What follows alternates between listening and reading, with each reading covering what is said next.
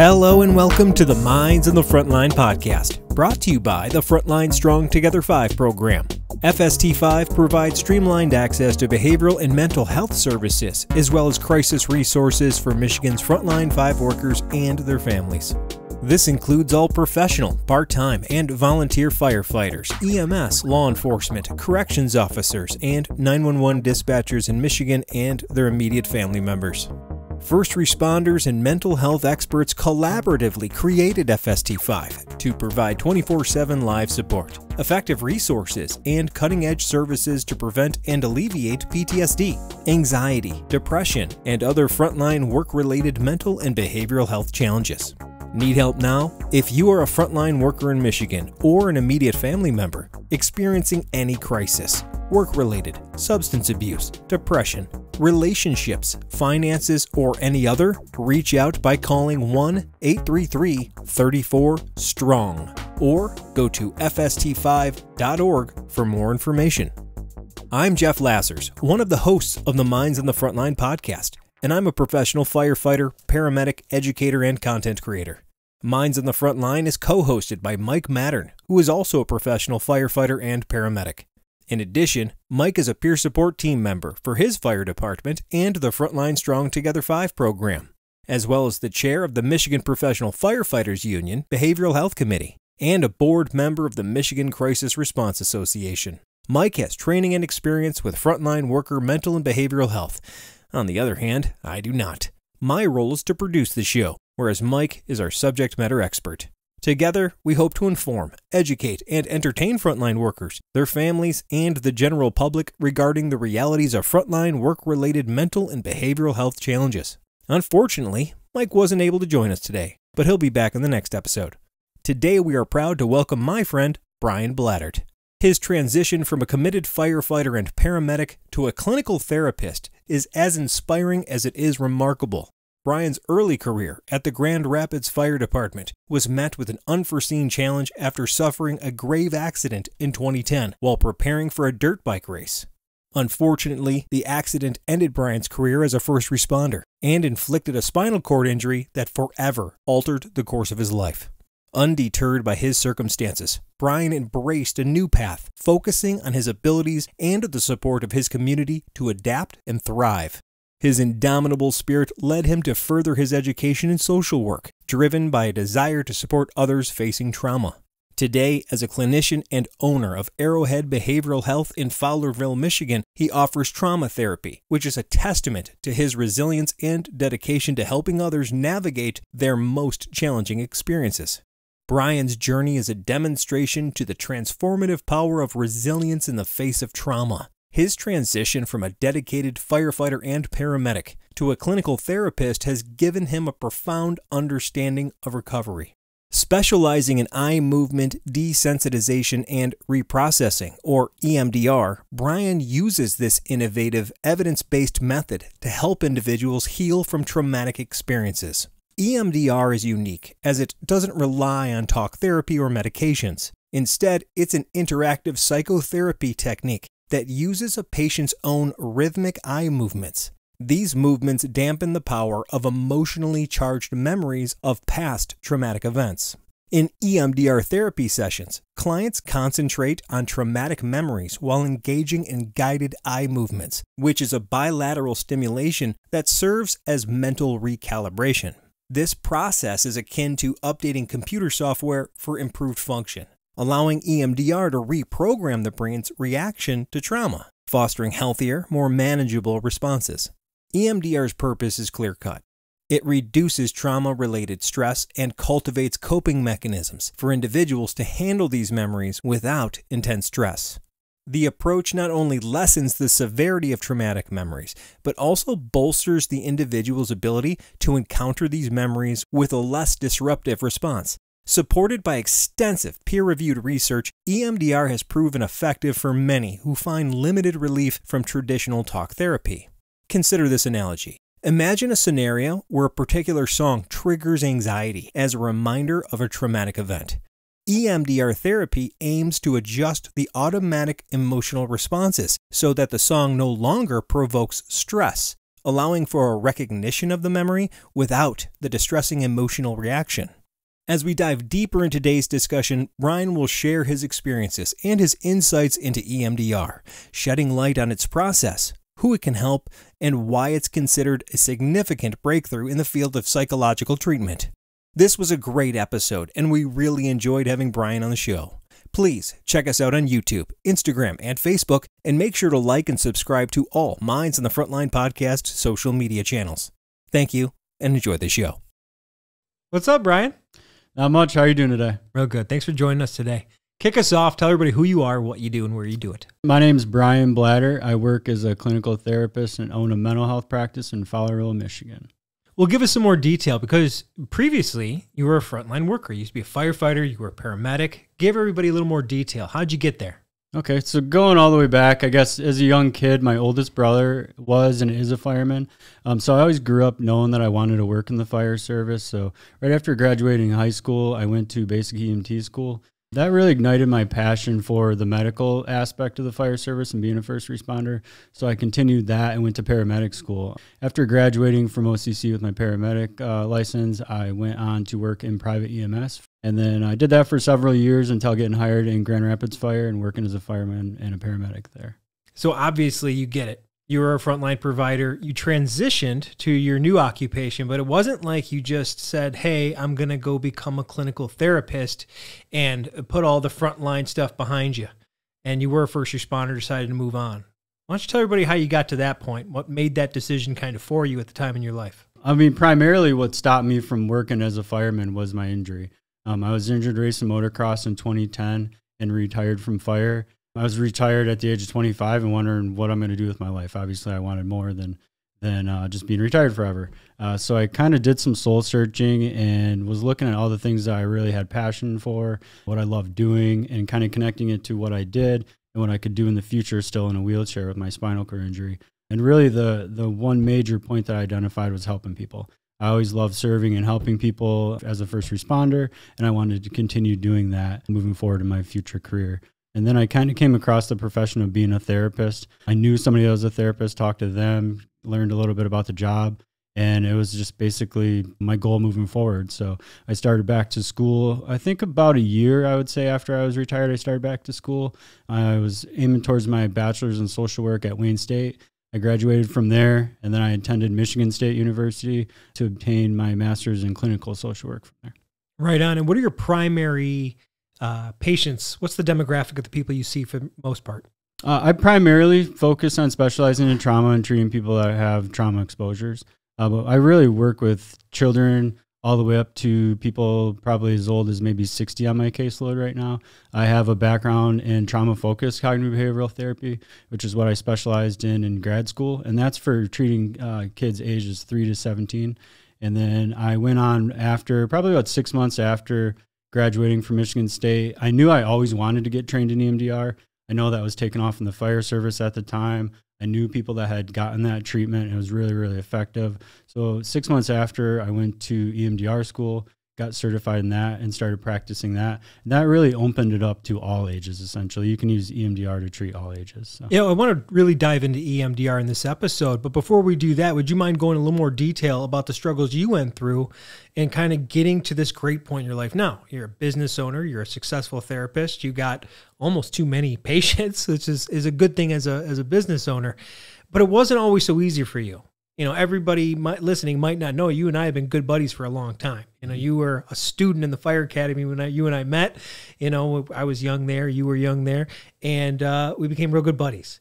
And I watched you go through what you had to deal with. So give everybody context of, like, it wasn't, you're making it really sound easy, but you went through it. Give everybody some detail of the day that you got hurt and then getting back to the point where you have this lifestyle of, like, happiness and stability. Yeah, no, it definitely wasn't always easy. I would say the first year of my injury was super difficult to get through. But backing up to the day that I was injured, I took an AM vacation from fire to get some more track time. I was preparing to go down to Tennessee. I think probably about a month later, I would have been racing in Tennessee. And you weren't just racing, or you were trying to make a run at it. You were trying to go higher level racing? It was just, yeah, still progress, I guess, in that on the side. I mean, my overall career focus was obviously being a first responder and a fireman, but it was definitely a lifelong passion of mine was racing. So yeah, it was an amateur national in Tennessee that I'd qualified for. So it was a little bit step up from what I had been usually doing. Wanted to get some more track time. And then kind of going back to the race, I had hit a triple wrong, came off my bike, and then came kind of straight down on my head from probably about 40 foot up and crushed T2 through 6, and then had some frontal lobe bleed. So I actually lost memory. I don't remember anything about the event. I just remember being at the starting line, and then sort of fast forward to about maybe 4 weeks after my injury, I started getting what I would call like foggy memory back of everything. But after I had crashed during that race, I was med-flighted, went into respiratory arrest, med-flighted to Bronson Trauma in Kalamazoo. I was there for approximately about 7 days, 8 days, and then I was transferred to Mary Free Bed in Grand Rapids. So. Yeah, and that was the first time I came and saw you with our buddy Dave, and we checked you out. And you were doing pretty well considering what you just went through for the previous 7, 8 days. You spent some time in a coma. You had family all around you, and it was pretty intense. And then after that, you were lucky enough to get a medical retirement from the fire department. And then it was like, all right, now what? So what was that like going from, okay, at least I'm medically okay to start on with a new life? What does that look like? Tons of support from the fire department and our union. I mean, the guys remodeled the house that I was renting just to make it, wheelchair accessible. And then later on, I'd bought a house. I mean, they came out and built wheelchair ramps. So I definitely want to emphasize the support I got from everybody in the fire department, even you, Dave. I mean, it wasn't just even Grand Rapids Fire. It was everybody in the whole fire community almost in Michigan. So after I had kind of the dust settled, got home, I was really struggling, and I struggled with depression and a lot of the symptoms classic with PTSD. I was having nightmares and all those types of things. And then finally it was like a light switch, and I just kind of, I took responsibility, I guess, for moving forward, getting things going. And I just didn't want to sit around like that anymore and feel like that. So I just got back to living. Part of that was finding a new career, getting going in school, but it was also just getting back to all my normal recreation stuff, hunting, fishing, being outdoors. Spending time with family and friends and all that. And that really kind of jump-started me to get going. Instead of just sitting around sort of, I guess, with the victim mentality, I took responsible for moving forward. Yeah, you do more things than a lot of people I know that have 2 working legs. You hunt and fish more than most people I know, which is pretty badass. You're out there on the Can-Am doing fun stuff on your property. You're not letting stuff stop you. So it sounds like it's really the motivation of life and your thirst for having a good time that's like, well, if I'm going to have a good time, it's not going to be sitting around in here feeling sorry for myself. Yeah, no, I knew I had to get going. I had never been a depressed person, a person that really sat around, and I knew that was part of my life that I was missing. So I got it back, and honestly, that was like flicking on a light switch for me. It just motivated me to continue going and going and going, and then which progressed into me obviously going to school, start my practice, and then moving forward to today. I just continue to take on more challenges. So, do you think that was part of the link of choosing a mental health profession, was that you almost needed to understand how to guide your thoughts to have this powerful life, and in the process, you realized you could help people? Absolutely. I mean, part of it was I spent time in a pretty dark place, and I remember thinking, like, if I could help other people get out of this, that would be great. I knew other people felt that way, and likely a lot worse at times, and I just didn't really want to allow others to feel that way. And if I could help them out, then I could help them out, and that was one of the guiding factors to becoming a therapist. Yeah, you've always had like an innate connection with people. You're a people person. You like people. You like connecting and understanding how they feel. You like to play it off like you're not this smart guy who can do stuff. You like to pretend like you're a dummy. But I think emotionally, you have a high degree of intelligence. And you can kind of sniff it on people. And I think that helps you out a lot as a clinician. So let's get in a little bit more of your practice. EMDR. What is it? What do those fancy letters stand for that I start to hear on all these podcasts, not just ours, but you listen to the Hubermans and the health people and everybody else out there, and mental, behavioral, and physical health has never been more popular. And EMDR is one of those things a lot of people are just talking about. And I hope it's not just some fad thing. Tell everybody what EMDR is and like how it works and all that. Yeah, it's getting a lot more recognition. When I went to school for it, I mean, it was obviously known, but I'm hearing it talked about a lot more, and a lot more people are wanting to focus on it and getting trained in it. EMDR stands for eye movement desensitization reprocessing. So what we do with that is use any form of bilateral stimulation. It could be tapping on both shoulders. Traditionally, everybody knows it for the eye movements. I think that's what's most formally known for. But I have all kinds of gadgets. You can have a headset on that plays noise in each ear, take a walk. And when you say bilateral, you're talking about getting both sides of the brain to start working, right? Yep. And that's the whole idea, is to kind of activate both sides? Yeah, that's exactly what we're doing. We're going to access and activate specific things, right? Use the bilateral movement or bilateral stimulation to activate both sides of your brain, to kind of jumpstart it, to start to do a software update and almost heal itself like it does in majority of trauma exposures. But for some people, they just get stuck and they need that to assist it. So EMDR allows you to kind of access parts of your brain like a computer and kind of like, okay, there's this bug in the system. And every time it runs this program, this bug comes up and stops me from doing that thing or starts me from doing a thing. And then this kind of does a Control-Alt-Delete on that thing. Yeah, it kind of does a Control-Alt-Delete or does like an update with it. You know, you think if something happens at the age of 7, you have this neural network that's stored with all these sensations, images, sounds, smells, all this stuff. It stays at that age of 7, even when you're 37, say, right? So I can access and activate that with a series of questions that'll take you back, and it sort of accesses that network, okay? Once I'm in that network, then we start the reprocessing stage. I like to think of this traumatic memory, if you're stuck, you know, and it didn't get processed right and healed properly, I like to think of it as all these puzzle pieces that are scattered apart, you know. By me reprocessing it allows them to form together, go together, and your brain digests it and stores it as a past memory, so you stop living it in the present. That's something that usually will tell you if you're stuck, is when past stuff pops up and you continue to relive it in the present, like nightmares, flashbacks. And not just thinking about it, having a manifestation, a physical sign and symptom that I'm experiencing from the memory. Because I can think of bad things that have happened to me or people around me where it doesn't negatively impact. I can reflect on it. But what you're saying is reflecting on it in any way, shape, or form produces a trigger from these traumatic memories. And then the EMDR allows me to kind of work through that, not just through talking and cognitive behavioral therapy, but literally like firing up my brain in a way that lets it chill for a minute and unplug itself from that problem. Yeah. Yeah, so you can re-experience, say, a body sensation. You'll often re-experience these during processing, you know.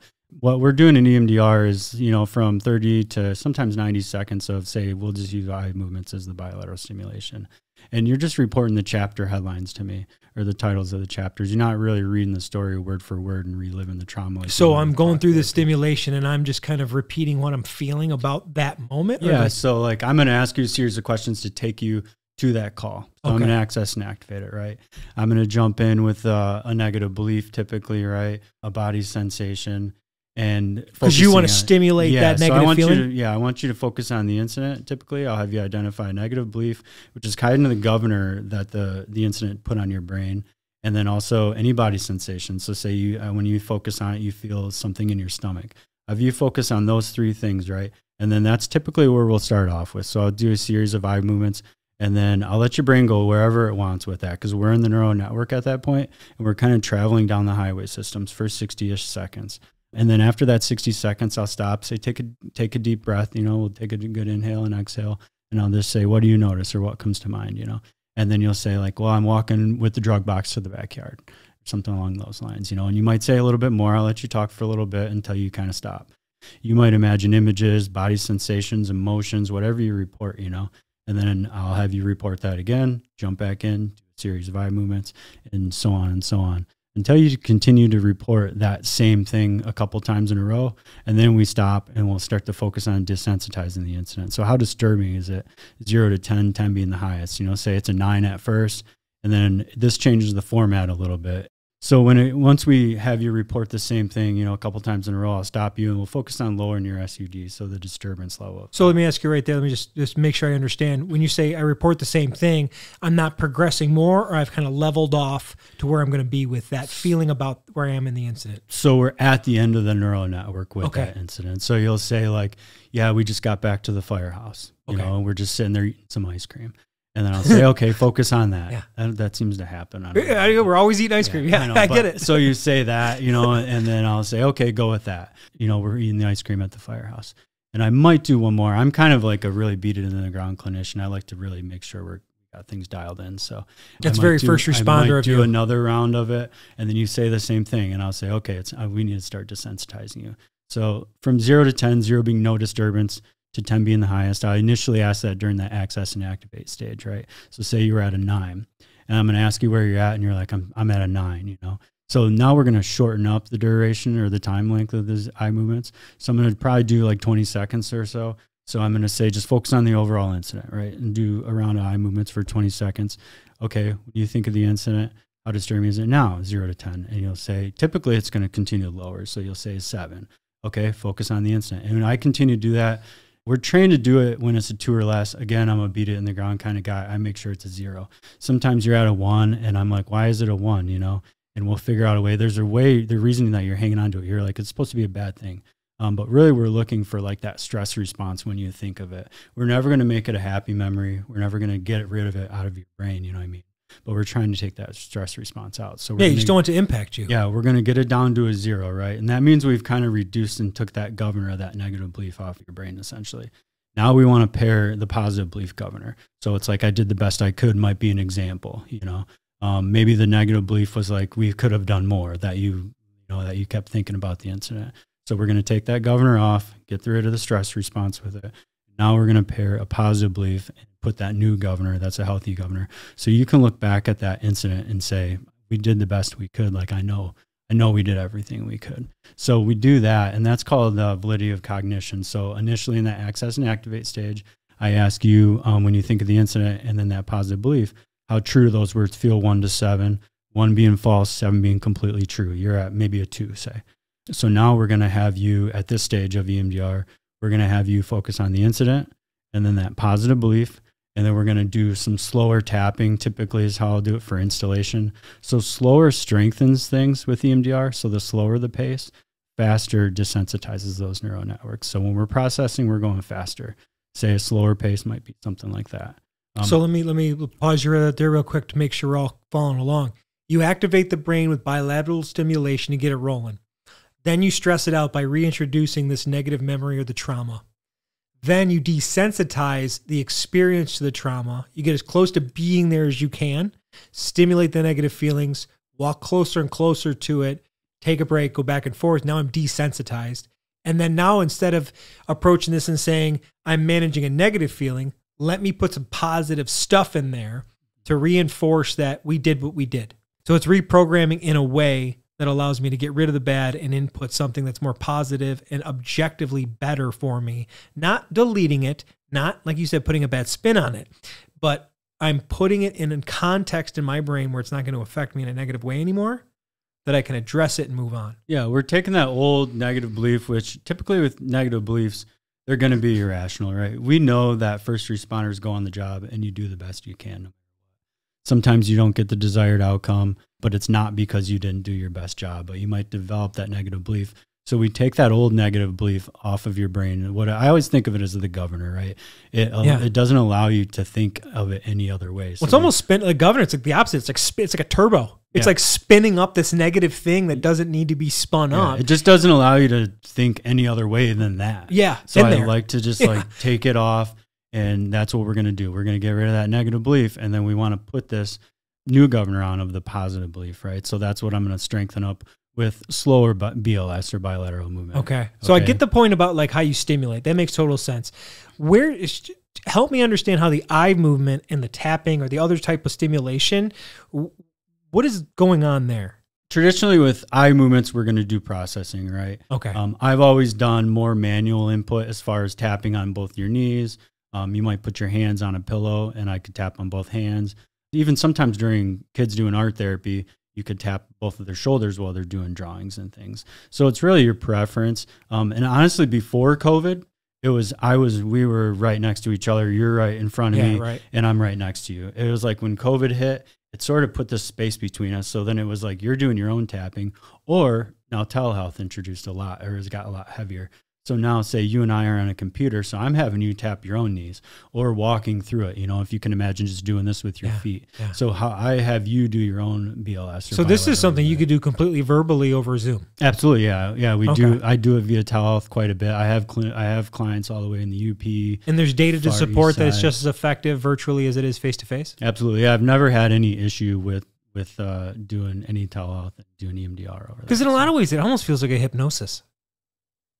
I've never had it done to me, honestly. Really? Yeah. Not even in school. You guys didn't EMDR We did do each other? some. Yeah, we did do some, and I did do reducing the level of disturbance and stuff. I had focused on some of my own past traumas.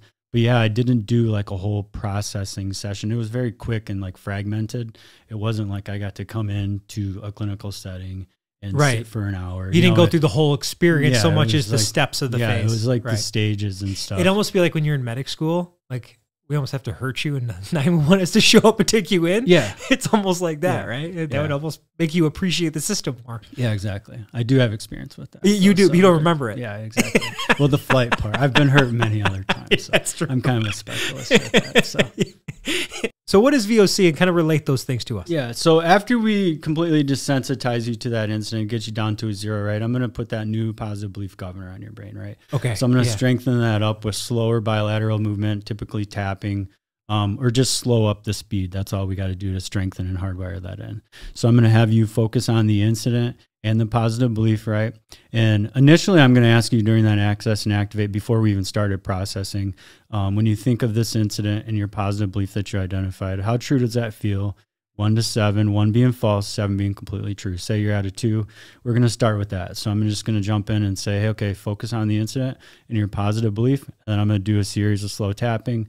And then after, 15 seconds, something along those lines, I'm going to ask you, okay, when you focus on the incident and the words, the positive belief, how true those words feel to you. And I'm going to continue to do that until it gets all the way up to a 7.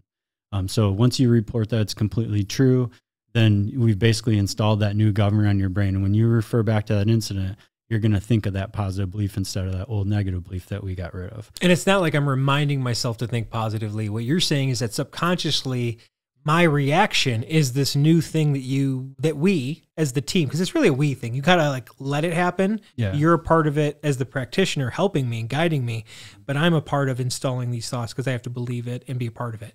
And at this point, you kind of get your evidence that it worked by me not having that, oh, I feel okay about it. I'm okay with this incident that happened. I'm okay with the situation maybe I'm in. Yeah, you're not going to have that stress response when you think back. And what we've done is we've hardwired that belief in. It's not like you're just trying to convince yourself of it. That's what I mean. Like with all that, we've created new neural connections that are actually communicating back and forth to the amygdala, prefrontal cortex, and some other structures. Which is not getting a parasympathetic response now every time. I'm just sitting, and then all of a sudden my cortisol dumps because I had a thought. Yeah. That's really hard on your body. You could be sitting there doing nothing, being totally destroyed from the inside out with your hormone dumps. Yeah. And what this is doing is allowing me to just subconsciously run at a nice pace. My neutral's nice. I can look at things that are not good and go, okay, that is what it is. So who are the types of humans and people that would really benefit from this? And I'm guessing you don't just jump into this therapy probably before to kind of like see what's going on. Really anybody who's had trauma exposures, but I use EMDR to treat all kinds of stuff, OCD, anxiety, depression, eating disorders. I've really taken an approach to just use it to treat everything. But traditionally, it's known for treating PTSD and traumatic exposures. Well, all the things you named there might be rooted in someone's personal trauma. So I'm guessing foundationally, it's a good place to start. Yeah, there's symptoms involved with PTSD, or there's something that's resulted from childhood trauma or some sort of trauma, right? Majority of things that we do that are behavioral are trying to gain control. And often that's a response from being exposed to trauma, right? If we can control everything, well, we're not going to get harmed or we're not going to get hurt. So, it's a trick our brain plays on us, right? If you're always in control, then you can never be hurt. Well, that's the funny thing about anxiety is like we worry about all this stuff in the future to try to get control over it. It just makes us anxious. You know what I mean? So it's just like this repetitive cycle that we get stuck Which in. Makes sense of why it's like a computer program run amok. It's you're totally hitting it here. You and I were talking at lunch about how your brains are really just biological quantum computers that run on synapses that can, learn and relearn. And so we're basically completely elastic in the way that we can get hurt pretty easy, but we can unhurt relatively easy as well. Yeah.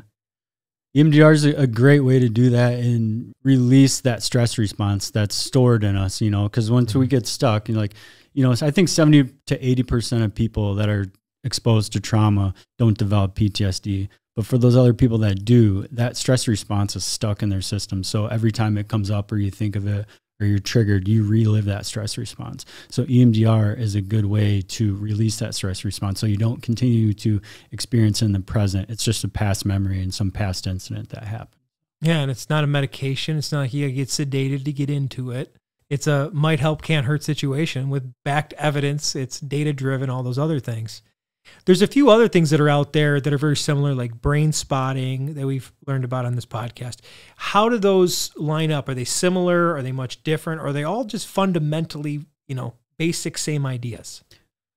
They all have a different variation. From what I've learned, I did cognitive processing therapy. Like I had mentioned earlier, I did trauma-focused cognitive behavioral therapy. It's all about changing the stuck point, which is in cognitive processing therapy, or the belief, which is in EMDR. So it's changing like that cognition or the belief from a negative to a positive aspect or cognition. So it's about switching that around or rewiring and getting some of those parts of your brain that go offline during trauma exposure to go back online so they can communicate back and forth to the amygdala. Once you've had that traumatic exposure, especially when you develop PTSD, your amygdala is kind of running the show at that point. So we got to get those other structures to start communicating back and forth. And a lot of it is getting those positive thoughts and cognitions wired back to it so they can calm that amygdala and sort of rationalize with it. Right. You remind everybody what the function of the amygdala is and why that's such a significant statement. It's kind of the smoke detector of the brain, right? So it's an old caveman structure. It pairs associations with things. It can pair an association with something that you don't even have a memory of either. So the amygdala is where the fight, flight, or freeze response comes from. So that's where you generate all that stress response that you might feel. When you feel nervousness with anxiety, that's because the amygdala is sensing something dangerous. And it's almost it's a false alarm is what I teach people at my clinic. It just is sending all these false signals. It's great when it works and it functions when somebody pulls a gun on you and it prepares you to take off. Or like you said, running. Caveman, like I'm being chased by a giant saber-toothed tiger. Yeah. Probably a great response to have. But it's difficult when you're in like a podcast room and there's not really any threats, right? And your biggest threat is the camera's looking at me. Yeah. And a lot of people freeze up. Yeah. Right? So that's that same feeling of like, oh. Yeah, it's that same nervousness. So and then we target that a lot with relaxation techniques that I would teach you. And we would lead up to, like, before we get into that processing stage in EMDR, that's what you're going to go through with me in my clinic, is going through a series of coping skills so we can help you regulate some of the symptoms that you're dealing with and prepare you to process. So what are those coping skills? Like, give me your top 3 coping skills for your average everyday American. So relaxation techniques, I would go with deep breathing. So a pattern, I have a couple of different patterns to regulate your nervous system. Is anyone better than the other, or is it just controlling and being in tune? 2 primarily, so a stabilizing one. So I try to teach you what inhalation and exhalation does at my clinic, right? So one activates sympathetic, the other activates the parasympathetic nervous system. So we want to give you a balanced technique. A lot of people know 4 square or box breathing. They teach box breathing in the military. This is something good for first responders, say like running, going on a call, right? And then when you and I are just sitting here talking, you want to double the length of the exhale to activate more parasympathetic, or what I also teach people at work is that just act like exhalation's like the brake pedal in a car. So you're slowing it down more than you're speeding it up, essentially. So double length exhale. So 5 in through your nose, 10 out through your mouth. So I like to teach the difference in those two and get people practicing and regulating those. I also like to mix in some grounding techniques so they understand that. But the other ones I like to talk about are huge, are meditation. That's a really good one. And also I like to bring on the holistic components of diet, sleep, and exercise is one of the best coping skills ever. That's one of the best relaxation techniques, and then social supports. But backing up to like relaxation stuff, exercise is really important because now that's going to burn off some of that adrenaline that's dumped in your bloodstream from that fight, flight, or freeze response. So everybody says they feel better when they get out and go do anything. And I don't mean to make it sound like go to the gym and really get a pump on. I mean literally going for a walk, or want to jump rope super hard for 30 minutes, or whatever degree. You just feel better. Yeah. Our bodies were made to be a part of this earth and go around and do stuff. Yeah. And I think that, the caveman part of our brain that gets the monkey mind, I think you satisfy it when you just get out. Yeah. We're built to move. We're not built to sit at a desk and go to the grocery store and get our food. If we think about how we used to survive, it was a bunch of work. Yeah. Really. All these thoughts had a place to be. And, you bring up a great point, again, of the caveman mind, is those things were built for a reason. They evolved in a certain way to keep us moving to get to here. And now we're like, we say first world problems. We got like big brain, top of the food chain problems where we have all this computing power that we don't know what to do with it in our minds. And it's almost overwhelming to have these type of thoughts, no matter what type of lifestyle that you do have. But the coping skills, it sounds like, is that really that preventative maintenance, that no matter how, what part of mental health, whether you're mentally healthy or not so healthy right now, the coping skills and having those things that you mentioned is just so important to have in your life all the time. Yeah. Yeah. And to back up, the main coping skills that I always teach are some breathing techniques, right? Meditation. And I try to emphasize exercise. Also self-care, that would branch into some of the other stuff as far as doing your hobbies. Diet, sleep, exercise, social supports, and all that kind of stuff. And having boundaries too, right? Yeah. Some people say yes to too many things and they get over busy and they don't take care of themselves. So I think self-care a lot of times is saying no to people. Mm-hmm. I know. And I'm bringing this up because I'm very guilty of this. Is just telling everybody yes. Oh, I'll do it. I'll get it done. I'd love to help you. And the next thing you know, I'm like exhausted. Yeah. I'll figure it out. I'll just sleep an hour less. Yeah. No big deal. I'll drink more coffee. Right. Exactly. And then now we're stacking bad habits. The next thing you know, we're run down. Yeah. And then a bad thing happens to us, and now it hurts twice as bad. Yeah. Yeah. Your resiliency is way down at that point, right? That brings me into some of the resiliency components that I like to focus on with people.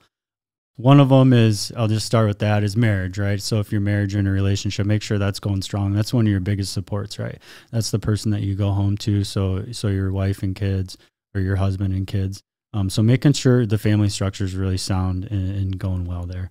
Another thing I see a lot is financial stress with people. So I work on budgeting. I'm a big Dave Ramsey guy. So I work people through forming a budget and trying to manage some of their financial stresses. I find that as another important resiliency factor. Something else I already mentioned, but the other resiliency factors are diet. So maintaining a healthy diet is super important. Having a good sleep schedule, getting 7 to 9 hours of sleep, quality sleep every night. Exercising several times a week. It doesn't have to be go kill yourself for 4 hours every day in the gym, but something like we talked about, just moving, getting some of that energy out and keeping yourself healthy. And then maintaining strong social support. So being part of a community, whether that's volunteering somewhere or being part of a church community, just some sort of community that reduces that feeling of being alone. It's hard to go through things when we go alone or when we're alone. Yeah, there's few things in the world that are like so innately human. One of them is being outside doing stuff. The other one is sitting around a circle, putting food in your mouth, whether it's around a table or a fire or whatever. And the other one's just doing stuff throughout the day with other people with a common mission. Yeah, it's important. I mean, that's one of those things that reduces the likelihood of developing PTSD after a traumatic exposure is the support you feel and support you have after an incident. So that just brings me back to the need for the social support. So that goes really strong for the family that we feel in the firehouse. And I know a lot of police officers, you and I I am a fireman. You obviously served a long time. Our experience is you feel the family, you feel that. And the stronger that is with your crew, you can't hurt me because I have, like you said, that support system. And the immediate support system is so big. Yeah. You're going to go home. You're going to have a wife or a husband, a boyfriend, a girlfriend, or whatever, maybe to help support you. But I think it's so important to have that really good relationship with the people you work with. Even if you don't really like them that much, still your family. Still got to love them because it's going to come down to it one day. Yeah, absolutely. I mean, that brings me back to another thing that reduces the likelihood of developing PTSD after traumatic exposure. It's leadership within your organization. So within the fire service or police department or any organization, leadership plays a big role in how people function after traumatic exposure. So before we leave, why don't you give a message to all those leaders? What should leaders of our FST5, that's police, fire, EMS, corrections, and dispatch, what can they do to help fortify a system of mental and behavioral health for their personnel? I think look out for each other, recognize when people have been exposed to different traumas and had really difficult calls, give them a break afterwards too. You know, you hear so many times where, say, an officer was shot or there was a fatal fire, and then people get sent right back on the job the next day. I know while they're on duty that day, it's a little bit different, but maybe even pulling some of those guys out of service or just recognizing that those guys are going through things, and then just giving them that time, and also encouraging them and being able to plug them into therapeutic support. I think everybody should have some sort of connection with a therapist. And then when things get rough, I mean, increase the intensity. Studies show that like the more intense therapy approaches after traumatic exposure, the better off the treatment outcomes are always going to be. So that's some good advice, is that, you know, have a therapist in place to handle your people, even if they're not going to have one for you. One that's hopefully culturally competent, one that has already built rapport with people like the people that serve with you, and to be ready for the next bad day, because unfortunately they're going to happen. Yeah, absolutely. Well, Bryan, it was an absolute pleasure to have you on here. We're going to have you back soon. And for those of you listening, Bryan is one of the culturally competent providers on the FST website. So if you're looking for a good provider, I don't know how much room Bryan's got left on his roster, but he'll try to help you out. Yes, sir. Well, we are training up additional clinicians right now. I have a couple that are already ready, but I'm training some more in CPT and EMDR to take on some more first responders. So. Right on. And where can they find you if they want to get a hold of you? What's the name of your website? abhtherapymi.com. So we're Arrowhead Behavioral Health out of Fowlerville, Michigan. And that's a big one, because there's a couple of them out there. You're specifically out of Fowlerville. Yes, sir. All right, buddy. Thank you very much. All right. Thank you. Thank you to Bryan Blattert for joining us in the Minds on the Frontline podcast. We hope everyone enjoyed this episode. We have more great content coming out soon. Please check us out on YouTube, Instagram, and Facebook, and make sure to like and subscribe to all Minds on the Frontline podcast social media channels. Thank you for listening, and have a great day.